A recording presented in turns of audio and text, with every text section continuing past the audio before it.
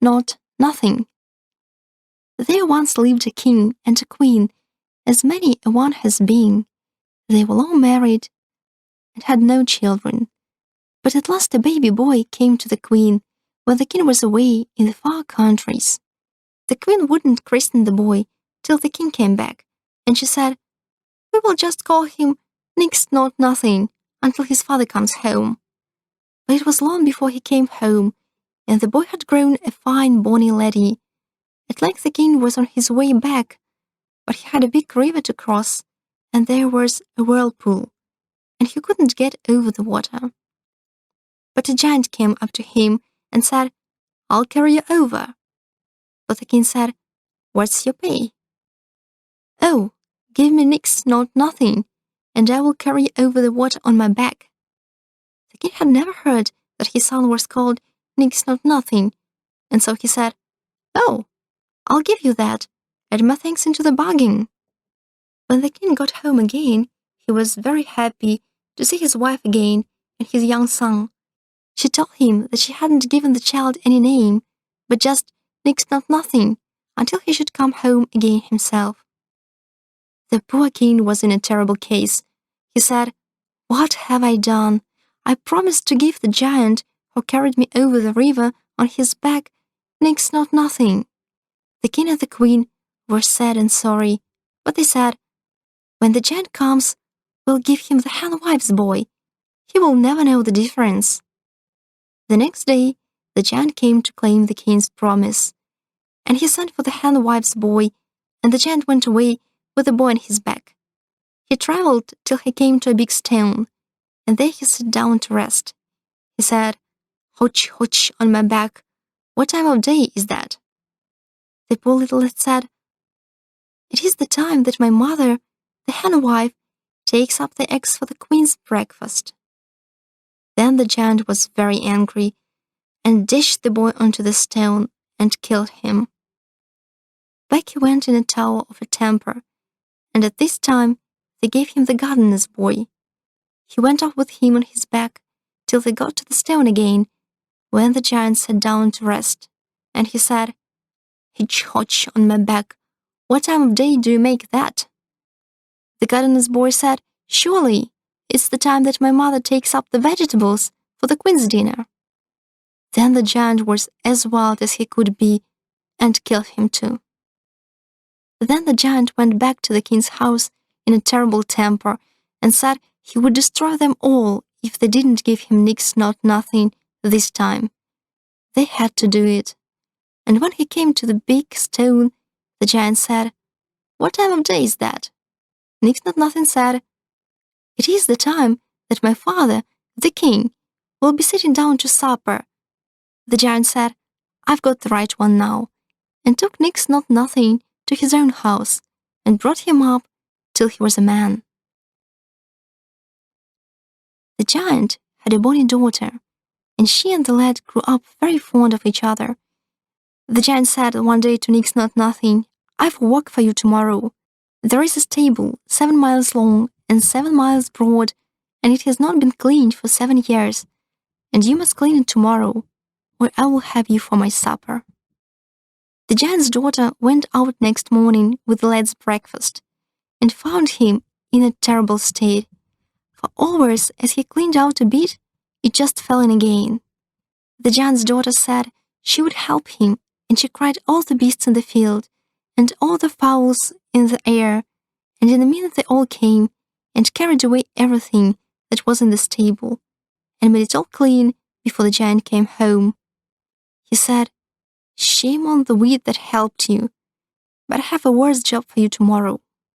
Then he said to Nix Nought Nothing, "There is a lake 7 miles long and 7 miles deep and 7 miles broad, and you must drain it tomorrow by nightfall, or else I will have you for my supper." Nix Nought Nothing began early next morning and tried to lave the water with his pail, but the lake was never getting any less, and he didn't know what to do.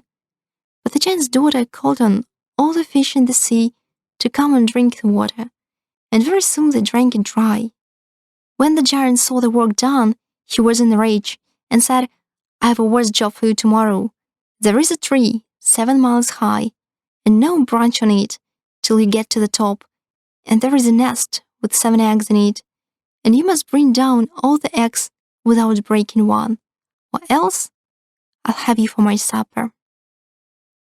At first the giant's daughter didn't know how to help Nix Nought Nothing, but she cut off first her fingers, and then her toes, and made steps of them, and he climbed to the tree and got all the eggs safe, till he came just to the bottom, and then one was broken.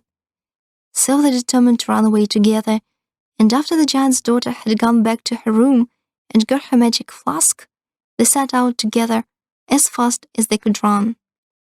And they hadn't got but 3 fields away when they looked back and saw the giant walking along at full speed after them. "Quick, quick," called out the giant's daughter, "take my comb from my hair and throw it down." Nix Nought Nothing took her comb from her hair and threw it down, and out of every one of its bones there sprang up a fine thick briar in the way of the giant. You may be sure it took him a long time to walk his way through the briar bush, and by the time he was well through, Nix Nought Nothing and his sweetheart had run far, far away from him. But he soon came along after them, and it was just like to catch him up when the giant's daughter called out to Nix Nought Nothing, "Take my hair dagger and throw it down, quick, quick." So Nix Nought Nothing threw down the hair dagger, and out of it grew as quick as lightning a thick hedge of sharp razors, placed crisscross. The giant had to tread very cautiously to get through all this, and meanwhile they both ran hard, on and on and on, till they were nearly out of sight. But at last the giant was through, and it wasn't long before he was like to catch them up. But just as he was stretching out his hand to catch Nix Nought Nothing, his daughter took out her magic flask and dashed it onto the ground, and as it broke, out of it welled a big, big wave that grew till it reached the giant's waist, and then his neck, and when it got to his head, he was drowned dead, and dead, and dead indeed. But Nix Nought Nothing fled on, till where do you think they came to? Why, to near the castle of Nix Nought Nothing's father and mother.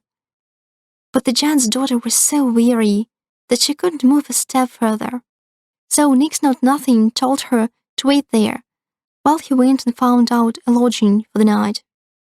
And he went on towards the lights of the castle, and on the way he came to the cottage of the hen-wife, whose boy, you'll remember, had been killed by the giant. Now she knew Nix Nought Nothing in a moment, and hated him because he was the cause of her son's death. So when he asked his way to the castle, she put a spell upon him, and when he got to the castle, no sooner was he let in that he fell down dead asleep upon a bench in the hall.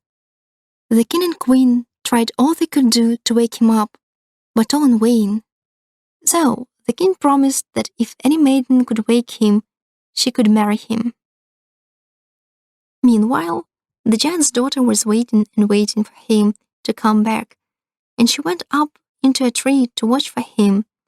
The gardener's daughter, going to draw water in the well, saw the shadow of the lady in the water, and thought it was herself, and said, "If I'm so bonny, if I'm so brave, why do you send me to draw water?" So she threw down her pail and went to see if she could wed the spelling stranger. And she went to the hen-wife, who taught her an unspelling charm, which would keep Nix Nought Nothing awake as long as the gardener's daughter liked. So she went up to the castle and sent her charm, and Nix Nought Nothing was awakened for a while, and they promised to wed him to the gardener's daughter. Meanwhile, the gardener went down to draw water from the well, and saw the shadow of the lady in the water. So he looked up and found her, and he brought the lady from the tree, and led her into his house. And he told her that a stranger was to marry his daughter, and took her up to the castle, and showed her the man.